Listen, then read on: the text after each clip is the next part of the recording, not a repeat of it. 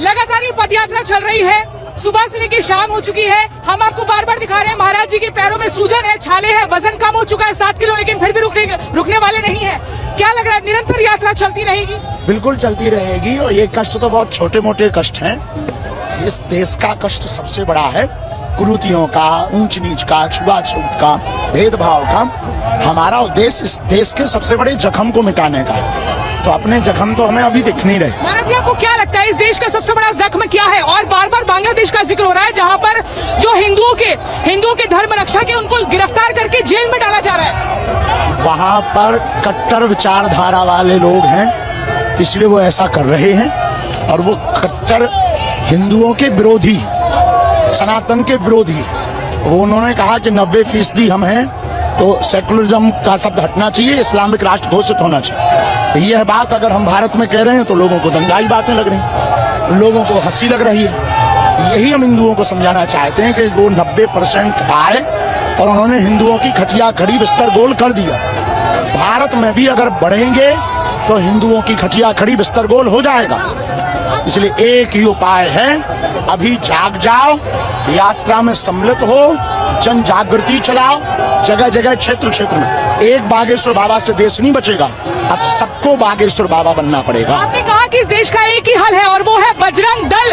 आपको क्यों डर लगता है कि बांग्लादेश जैसा हाल भारत के ना हो जाए? सब लोग सनातन का कार्य करते हैं, जितने भी संस्थान हैं, जितने भी संगठन हैं, सनातन का कार्य कर रहे हो। हम हर संगठन के, क्योंकि किसी एक संगठन के नहीं है, चाहे वो कोई भी सेना हो, सनातनवादी जितने भी संगठन विचारधारा वाले लोग, हम उन सबके। आपके ऊपर ये कहा गया था चलते हुए मोबाइल फेंका गया, क्या आप लोगों को आपको डराने का प्रयास किया जा रहा है, रोकने का प्रयास? क्या क्या चुनौतियां आपकी यात्रा के बीच में आ रही है? नहीं, वो फूल फेंकने में उससे धोखे से फेंका, हम उस लड़के को भी मिले हैं और कुछ भी नहीं ऐसा हुआ। आप खुले में घूम रहे हैं, आपको डर नहीं लग रहा है? क्योंकि बार बार ये कहा जा रहा है कि आपकी सुरक्षा को लेकर खतरा है, आपको रोकने का प्रयास किया जा रहा है, दंगे भड़काए जा सकते हैं, इस तरह की बातें हो रही है। हमको डर नहीं है, क्योंकि हम किसी को मारने काटने की बात नहीं कर रहे, हम किसी कौम के खिलाफ नहीं है, हम हिंदुत्व के पक्ष में हैं। जन जागृति यात्रा है, ये पूर्ण रूप से आध्यात्मिक यात्रा है। बागेश्वर हनुमान जी का राम राजा उर्छा से मिलन की यात्रा है। आध्यात्मिक यात्रा में किस बात का डर? तो हम भारत में रहे, भारत का संविधान है, कानून है, उस कानून पर भरोसा है। देश की यूपी एमपी की पुलिस व्यवस्था जो लगी है उस पर भरोसा है। हम किस बात से डरें? उनके रहते हुए डरेंगे तो प्रदेश में सुरक्षित कौन होगा? महाराज जी, हमने महिलाओं से भी बात करी, देश विदेश से भी लोग आ रहे हैं आपकी इस यात्रा में, अपने काम धंधे सब छोड़ के आ रहे हैं कि हमें हिंदू राष्ट्र बनाना है। आपको लगता है क्या ये जो आपका संकल्प है ये वाकई धरातल पर दिख पाएगा? क्योंकि बहुत बड़ा मुश्किल चुनौतीपूर्ण काम है। अभी तो नहीं, पर आगे होगा, रुक के होगा, पर होगा, देर लगेगी।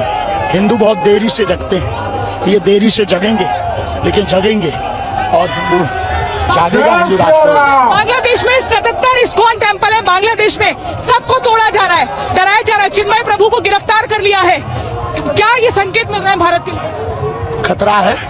यही हम बोलते हैं कि बांग्लादेश, अगर भारत को बांग्लादेश नहीं बनाना है तो हम हिंदुओं को सड़कों पर उतरना पड़ेगा, हिंदुओं को कायरता और डरपोकपन छोड़ना पड़ेगा, हिंदुओं को अपने खून में उबाल लाना पड़ेगा। भारत 1947 में आजाद हो चुका, लेकिन अब एक आजादी और चाहिए। ये मानसिक गुलामी जो छुआछूत, भेदभाव, ऊंच नीच की है, इससे भी हमको आजादी की आवश्यकता है। जात पात की विदाई होगी, जात पात की विदाई। देखिए, पंडित शास्त्री ने बताया कि कैसे उनका संकल्प है जिसको पूरा करेंगे और हर हाल में